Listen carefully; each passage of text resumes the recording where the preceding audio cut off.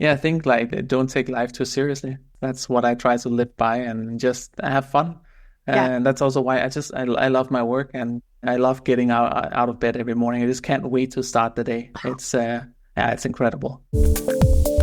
Step into the world of success with Your Brand Amplified, the ultimate podcast designed to unravel the intricacies of thriving businesses. I'm your host, Annika Jackson, and I'm on a mission to uncover the stories, strategies, and secrets that have propelled entrepreneurs and business leaders to success. Welcome back to Your Brand Amplified, and I have the fortune of having a guest from overseas, which I always love. Phillip Stemann is here to talk about all things SEO today. Thank you so much for joining me. And thank you so much for having me. I'm very excited. Yeah, of course. You have a different story on how you found this passion for SEO.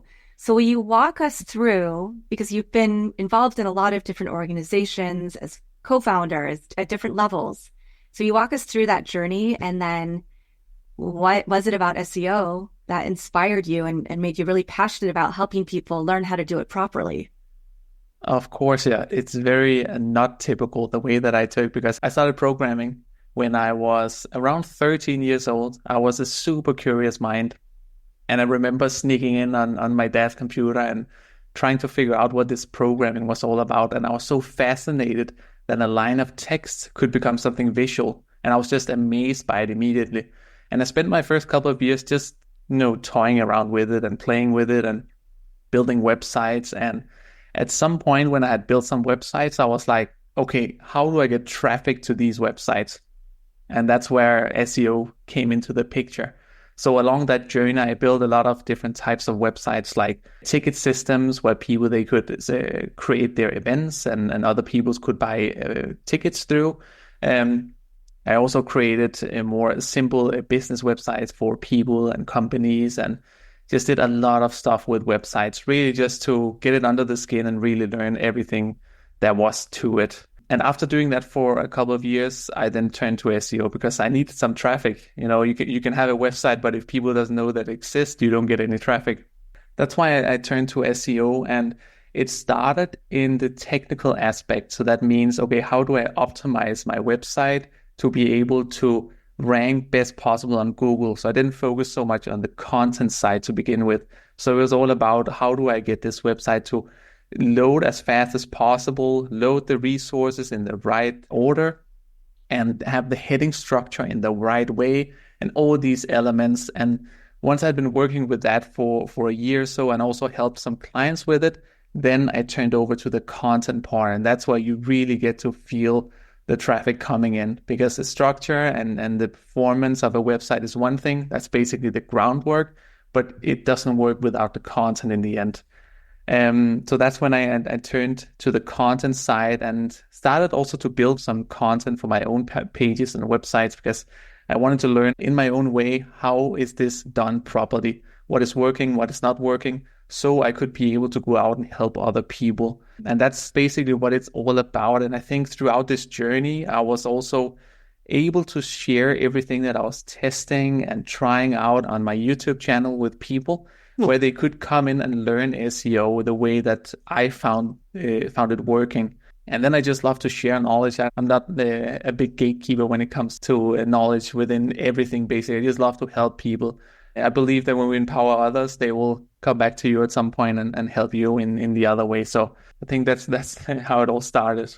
Yeah. Wow. I completely agree with you about helping people and just being there to be a resource. But I think it does absolutely come back to you. So kudos to you. I realize you have an ebook, which I signed up for, your newsletter in the ebook, which has an SEO checklist. So that's one resource you give to people that we'll also put in the show notes. And a YouTube channel. How long have you been having your YouTube channel? Oh, I think 3 years. I think I started 3 years ago, maybe 4, around that. I've created around 200 and something videos now, Wow. and it's been a journey. It's been a long journey. Like, it's really been a steep learning curve. Like video editing and all those things, that's difficult. Huge respect for the people that does that. Wow. Yeah, I've not done any editing myself. I usually leave that to other experts. But one thing that I've realized, you can put videos just like with your website. You can put your website up, but people won't come unless you use techniques, tactics, and strategies to drive traffic. Same thing for YouTube. You can have, podcast episodes or other videos, but unless you start really honing in on those keywords, you're not going to get the traffic. Is there a difference between the way that you approach website SEO and YouTube or other social media SEO? Yeah, it's completely different. I think the biggest difference is when people, they go to Google, they have something in mind that they want to search and they want an answer. Whereas when they go to YouTube, they don't necessarily know what it is they want. They just want to be entertained. And that's where those more clickbaity titles, they really work well, where people, they just need to know what's this about. And Google is just, people search for a question, they get an answer. And some, they want to dive further into it. So it's two completely different things. I think it's the same Facebook as well. What I see working for people driving traffic from Facebook to websites is also very much the same tactics that works on YouTube, where you get those clickbaity titles and people, they just need to know, they're like craving the answer, right? So I think that's the biggest difference. Yeah. How do you balance that though, having a clickbaity title, but making sure that you're actually sharing that information? Because I think that's what a lot of people do. They try to have the bells and whistles or something really compelling, but then if they're not sharing the information, they're going to lose that audience. Yeah, exactly. I think it's such a tough balance because personally, I hate clickbaity titles. And it's just like, it's so difficult to do it, right? Because you just want to deliver on your promise. And I think what has worked for me is, for example, if I write a piece of content that I want to post on Facebook, for example, I basically just start writing the content. And then when I'm done with it, then I read through it and then I find super interesting facts or points that I've written in the content. And then I use that for whatever it is that I want to share on Facebook. So for example, if something happened, I had a personal experience that is something unique, then I could say something like, I did this and then that happened, and then I'm sharing that in the content. For me, it's super important that when I do those clickbaity titles, I deliver immediately. So people get the satisfaction immediately in the content, because when you have to sit and scroll, people just get frustrated, and I'm not a big fan of that. Yeah. What do you see as one of the things that people do wrong when they're building their website? They know they need SEO, but they're not quite sure, right, if they're adding everything in they need to. I think like the thing that I see people most do is that they set up a website and they install WordPress, which is a content management system, so you can run your website. And then they install an SEO plugin like Rank Math or Yoast SEO or similar, and then they think that's it. Now they're done. Now they're doing SEO, right? But SEO is just so much more than that. It's I can't grasp how much there is to do about SEO. But I think if you do those steps, you have a good start, but you're far from done. In today's world, SEO is really content driven, and it's content first that you need to think about. You can set up your website, you can install an SEO plugin, or you need to produce content. It's just the single most important thing. And you need to create content within of course, your industry and your niche, what's relevant to your business. And the way that I like to approach this, if we try to take it down to a level where everyone can follow along, is that you start with your C keyword. So let's say, for example, if you have a nail salon, just as an example, your C keyword might just be nail salon, but there's so much more around this specific keyword. People, they're asking questions of how long does specific acrylic nails last, for example, or how often should I redo my nails, or how do I maintain my nails? And there's just bunch of questions that people, they want answers on, and they go to Google to find that answer. And that's why your content come in. And that's where all the content that's then driving traffic to your website, people get an answer. They can see, okay, you're an expert on this specific subject. I trust you. I want to go to you, and you take care of my nails. And that's just one example. That's just how it works within business, right? It's really important not to be scared of giving away the answer, because you're not losing a client. The client just starts trusting you. And if they see you over and over again answering specific questions that they have, they start to really trust you as a source. And then at some point, they will get to you if it is a potential client. So I think that's super important to handle it that way. Yeah. I love that you have the developer background and the SEO, because that probably gives you a different perspective as well on what people need to do rather than somebody who might be just one or the other. Yeah, definitely. I think every time I take on a new client, the first thing I do is just to ensure that the groundwork is done. So that means that the website is solid, it's loading fast, everything is loading proper. You can read content proper, images are loading proper, everything, that needs to be in order for your content to perform the best possible. And that's just the way that I always do it. And I think it's great way to handle it. I think other people, they might go through the content first because they might not have the technical aspect and the technical background. So they might just go straight to the content, build a content strategy, tell their clients that they need to write specific content pieces, which is also great, but you don't get the same percentages out of it as if you had basically the groundwork laid out for you and your website performing the best possible way. So I think that's probably the biggest difference, but that's just always how I handle it.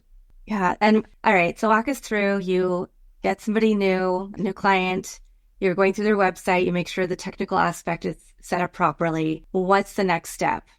So as soon as the website is set up properly, we start with the seed keyword because now it's time to build out a content strategy. And based on the seed keyword, I like to build out what's called a topical map. So a topical map basically works in different levels. So you have your seed keyword at the top, that's your primary keyword. And then you have topics that are below your seed keywords, and then you have subtopics below that. And then each subtopic has keywords, right? So you build this entire tree, if you can call it that, and then you will end up with probably thousands of keywords, and then it's completely normal and fine. And it's important not to get overwhelmed here. But then what is important is to have all those keywords in different clusters. So it's important when you build out your tree or your topical map that you follow this structure, because then you'll end up with small clusters of keywords. And then it's just important to focus on one cluster at a time. Because if you can imagine that you have a topical map of, let's just say, 100 different types of clusters, if you start writing one content piece in each different type of topic cluster, not only will it confuse Google to really figure out what is your website about, but it's also going to be difficult for you to link between your content pieces, and you won't be able to cover a topic fully in the same sense as if you just focus on one cluster. So by doing it via a topical map and focusing on one cluster at a time, then you make it super easy for yourself because it's easy to link between your posts because they are related to each other. So that is definitely the first part of it. And then it's just about writing a bunch of content from there. And then slowly, as your content starts to rank on Google, it's going to start to drive in traffic. And then it's really interesting to start to look at this traffic. What are they doing on your website? Are they doing what it is that you want them to do? Meaning, are they converting? Are they becoming your customer? And if not, what is it that you're missing?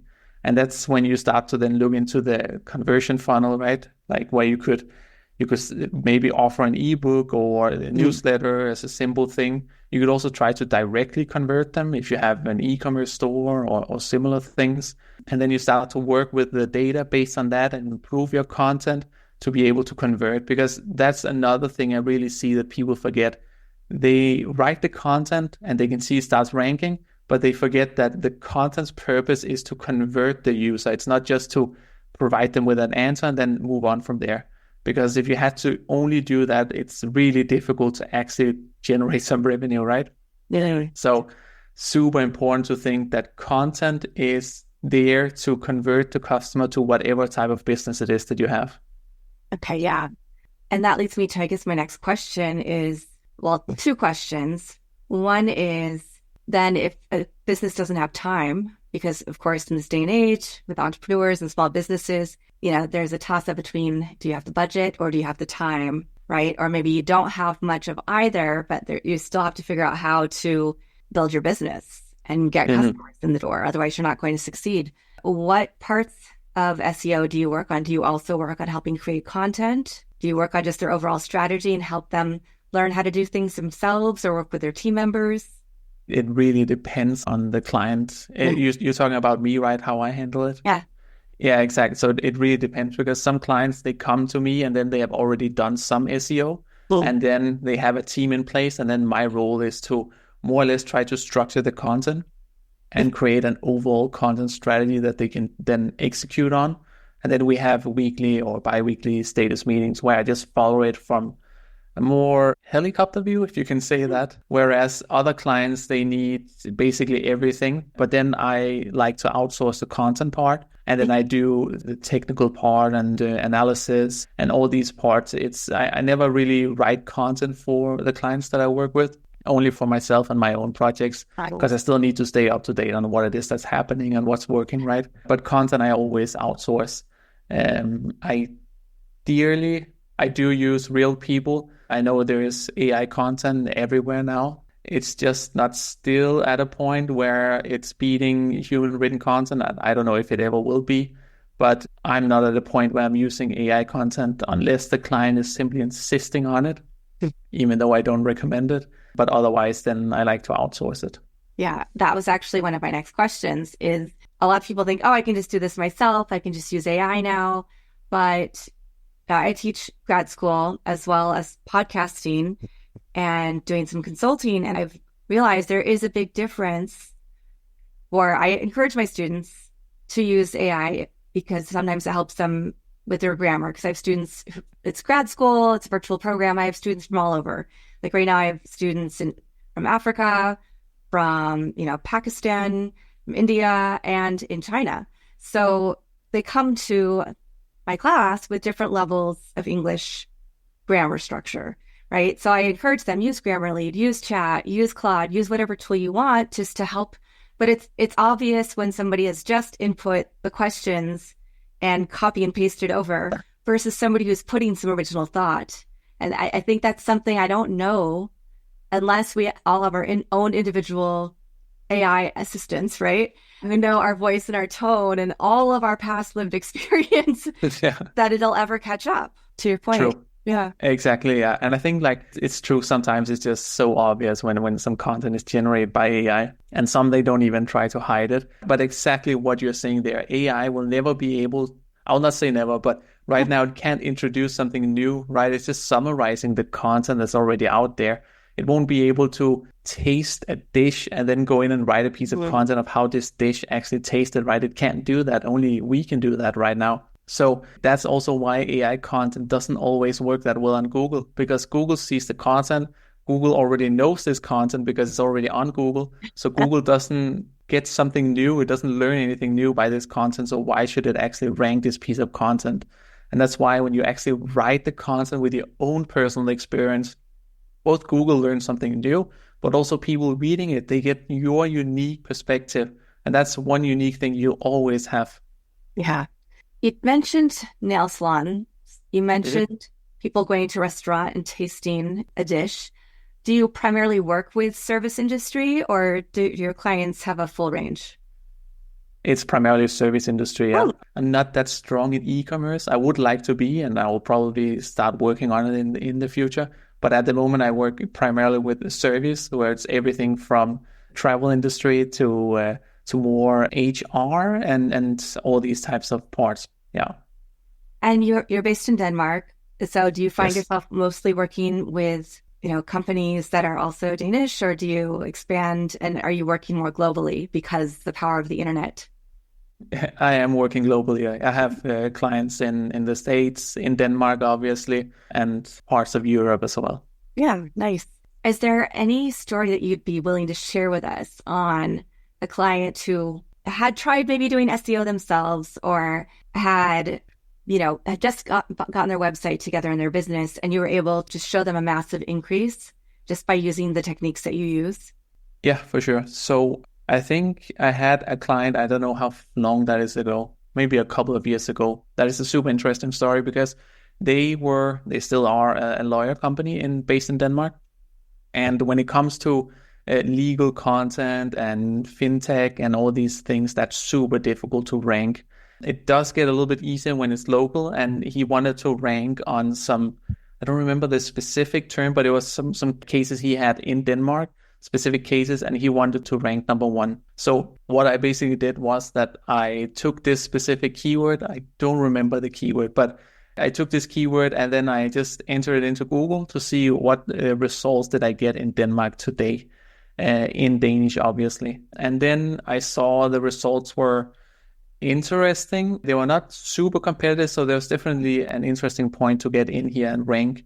The next thing I then did was use a tool called phrase.io, which basically analyzes the Google search results and try to find some common words that are used, which often are topics that you have to cover in your content. And based on that and my own research, I made a content brief for this lawyer who actually ended up writing the content himself. Oh, Yeah, that was super cool. And I think it's also difficult with legal content if you're not an expert, because there are so many terms and small things you have to remember. But he wrote the content piece, and all I did was just to make it a little bit more digestible, a little bit easier to read, added a few photos, and then we uploaded it. And already within a couple of days, we were ranking on the first page with a domain that didn't have that much of an authority. And within a month, he was ranking #1 and started to get clients through that keyword.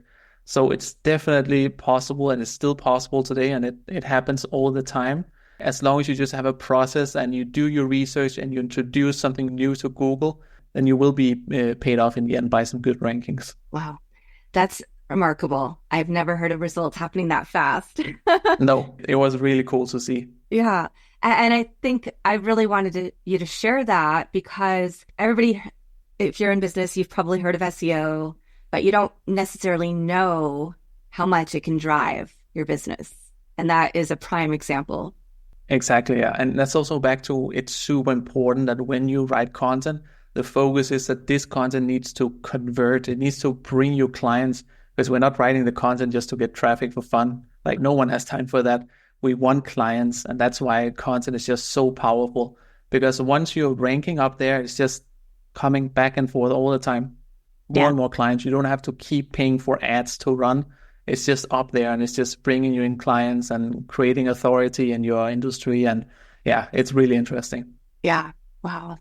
What are some other quirky cases that you've seen in your time?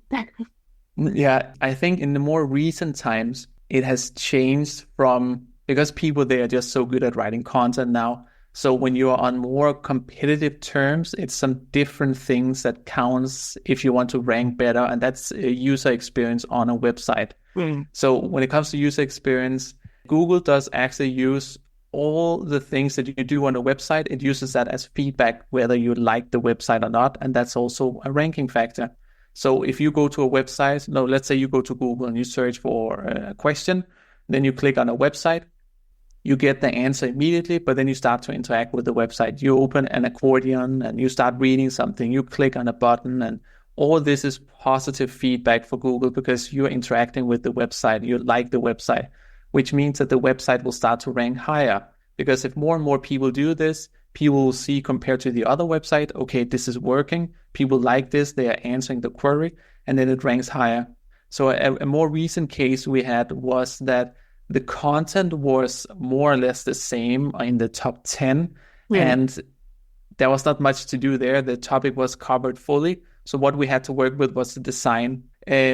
By simply changing the design on a few modules and moving them around, that was all it took to rank in top 3. It's ranking in top 3 right now. So it's so important to look at all aspects. Of course, it's content first, but at some point you just can't expand your content anymore, because at some point you'll also just start writing fluff, and that's even worse. And then you have to look at how your design is. How is your website? Are there interactive elements? Is it easy to find the answer? And especially on mobile, because Google crawls mobile first now. So mobile is so important for websites. So I don't know when you last checked your own website on mobile, but it's something people rarely do. And it's really important, especially let's say you have a website and it's like, on desktop, it looks nice. It has a lot of spacing and it's super nice. And a lot of websites, they're responsive. So you scale it down, but you forget to remove all this spacing that looks good on desktop, which means on mobile, you have to sit and scroll a lot just to get to the content. That's a super bad experience, but people, they don't really think about these things. That's why it's super important to look into these things and fix it, because often it's minor adjustments it requires for you to rank higher. Yeah. This is so interesting, because I'm actually, the class that I'm teaching tonight to my students, we are covering, it's about digital advertising and marketing and MarTech and ad tech, but we also cover privacy and ethics And today we're covering SEM, SEA, and SEO. Oh, So nice. I'm like, these are some new things that I have to put in my presentation. Yeah. And that's where I wanted to ask you about video SEO, because I've been hearing that that's the new thing. We've seen that Google has incorporated even TikTok videos into search because it doesn't want to lose the traffic in search that is honestly being lost because younger demographics are starting to use social media platforms instead of going to a Google or a Bing, right? So how important do you think, or what mix should video be as part of an SEO strategy? Video is really crucial, and I like to use it in two elements because when you upload a video to YouTube, you can literally rank on Google on the first page in hours instead of waiting months, right? Because Google, they just index their videos immediately and then put them on Google. Sorry, YouTube index them on Google and then they're visible there immediately. It's crazy to see how fast it goes. But what I also like to use them for are in the content. And if you're able to rank your own page and your YouTube video on Google, you basically have two spots on the first page, which increases the chance of you getting the click, right? But the thing is that when you add your video to your page, that also counts as engagement because people, they click on the video and they sit and watch the video on your page, which means that they spend time on your page, which is another positive signal for Google. So I think for video, it's really, really crucial element if you have time for it, because obviously it's super time consuming, but it will really benefit you in the long run. And it's also important to think that a video can be distributed in so many different ways, because if you make a long form video, you can put it on YouTube and you can put it on your website, but you can also split it into small bits of the video and use around a different social media on TikTok, as you mentioned, or YouTube Shorts, or LinkedIn, or Twitter, or Facebook, or you can use it in so many ways. So even though it's time consuming, it's important to think that you don't only get one piece of content, you get probably up to 50 different pieces of content you can use around your profiles on social media and your website. So it's really an interesting media. Yeah, fascinating. I want to ask specifically about, like, my podcast is called Your Brand Amplified. That's also my website. That's also half of my social channels. Those are common words, right? Brand, amplified. They're almost overused now, but I have the trademark, so I'm going to keep it. Nice. Oh, what would you recommend for somebody like me? I mean, I do rank because I have almost 400 episodes of the podcast, and it is on YouTube, and it is on social, and I have had the website. But if I was trying to drive certain other actions, because I don't have a call to action at this point, I do a little bit of consulting here and there. But if I wanted to move it to where I had an offer that I wanted people to, to get involved with, how could I change? And I know this is like a just quick question. You haven't done the analysis, but I'm just curious to hear your thoughts. Of course, it's interesting.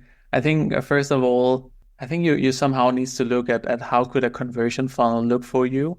And it would always start with some traffic from some sources. That could be Google. That means that you have to do some keyword research to see what searches are relevant for your brand, which will lead them to some content. And then in that content, you need to catch them somehow with an offer.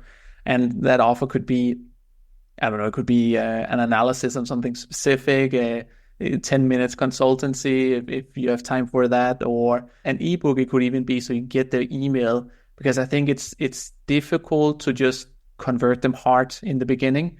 They might need to be softened up by some emails and some interactions and these things. So I think it's important to build a funnel where you get some traffic in, where you hook them either with and a consultancy, 10 minutes something, or an ebook, and then you slowly warm them up via email, and then try to see the data when you think they might be ready to convert, and then you try and send them a hard offer based on the data that you collected over time for them to get whatever it is that you want them to go type of client, right? I think it's a super classic way of doing it, but it still works today. Yeah. No, that's nice. I thank you, because I think that can also be helpful for people who are listening, who are trying to figure out, okay, we get more traffic, but what do we need to do to convert them? And you just mentioned several things, which you mentioned earlier as well. And you, of course, on your website, you do have the pop-up, hey, join my newsletter, but also get my ebook with these, to do your checklist to see, are you meeting all of these criteria to have the best SEO and the best searchability possible? Yeah, exactly. And I think it's super important to think of a conversion as a hard conversion and a soft conversion. So a Mm. hard conversion is obviously that they buy something for you immediately, and that rarely happens unless they know your brand and they trust you. And the soft conversion is just where they get a little something, could be a little ebook or something, and then you get the ebook, and then you get to warm them up. And it's okay to promote both the hard and the soft conversion on your website, but it's super important to have the soft conversion at least, so you don't lose the people that are not ready to convert right now. Mm. Yeah. Yeah, that makes a lot of sense. And that is a whole other line of business and work that people have to work through with a customer. Yeah, exactly. Okay, we've talked a little bit about AI. I'd love to hear more about your perspective of where you see SEO going. Yeah, that's a really interesting one.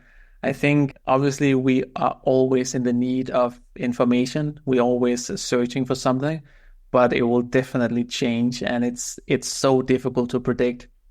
I think like in the far future, we will have this personal AI assistant that you mentioned that just knows everything about us and everything in the world. And they know what type of people we are and what it is that we're looking for. And we'll basically just ask that AI assistant for whatever it is that we need.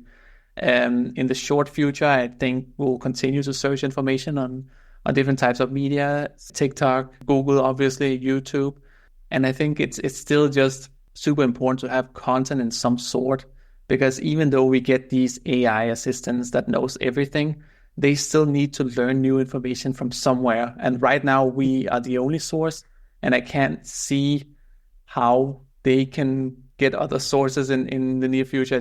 I don't have the brain capacity to imagine that. So I think we humans are still super important for introducing new content information to the world, and how it's going to be distributed. That's really difficult to see, but I don't see it change drastically in the next 5-10 years. I think we are further into the future. Wow. Okay, that's good to know and good to hear, because I think technology is moving so quickly. It often feels like if we don't know what's coming next, we're already behind. But Yeah, so thank you for sharing that. We just should keep on using the same tactics, strategies, techniques right now, and yeah. then, you know, build up. Yeah, exactly. Yeah. Exactly, yeah. Right. Of course, still try and be up to date. It's good to sign up for some newsletters so you don't have to spend hours researching yourself. I like to sign up for some newsletters just to get some information about what's happening out there. And I think it's also, yeah, it's an interesting topic, but it's super difficult also, because in the end, it's us humans who decide what direction the technology goes, because the technology can be developed much faster than we can actually start interpreting it. So in the end, it's up to us what's going to happen in the future. Yeah. Is there anything else people need to keep in mind when they're starting their SEO journey? Yeah, I think one thing is that we always talk about creating new content and like finding new keywords, but it's also important to update your old content. And something that's often forgotten, because it can be a tedious process, but content is just decaying over time. So usually it will peak after 8 to 12 months, and then it will start to decay from there. So it's super important that you put a note in your calendar or whatever tool you're using, that after 12 months, then you just spend a couple of days, if you have that, or a couple of weeks, so you can like spread it out and then optimize your content, because sometimes search intent has changed. That means you need to change your content to match the new search intent as well.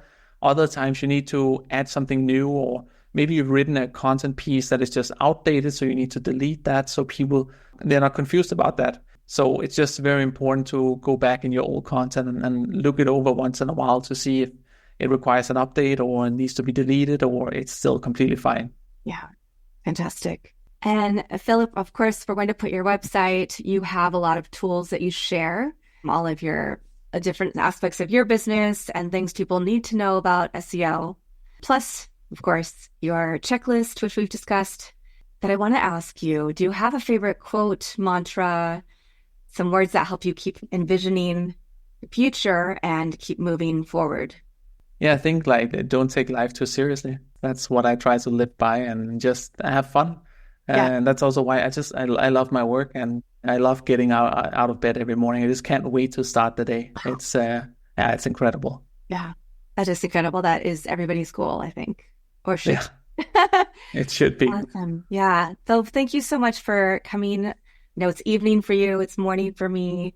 Philip, I've really enjoyed our conversation and learning some, a few new things that we can add to the conversation and what we're thinking about with SEO. And also sharing why it's important, because I think sometimes we need that reminder that you can have big results if you just change a few things. For sure. And thank you so much for having me. It was very joyful. Oh, wonderful. Thank you. Thank you to everybody who's watching or listening to this episode. We'll be back again tomorrow with another amazing guest. Thanks for listening or watching to this episode of Your Brand Amplified. Don't forget to leave us a rating or review on your favorite podcast listening platform. And if you want to learn more, check us out at yourbrandamplified.com.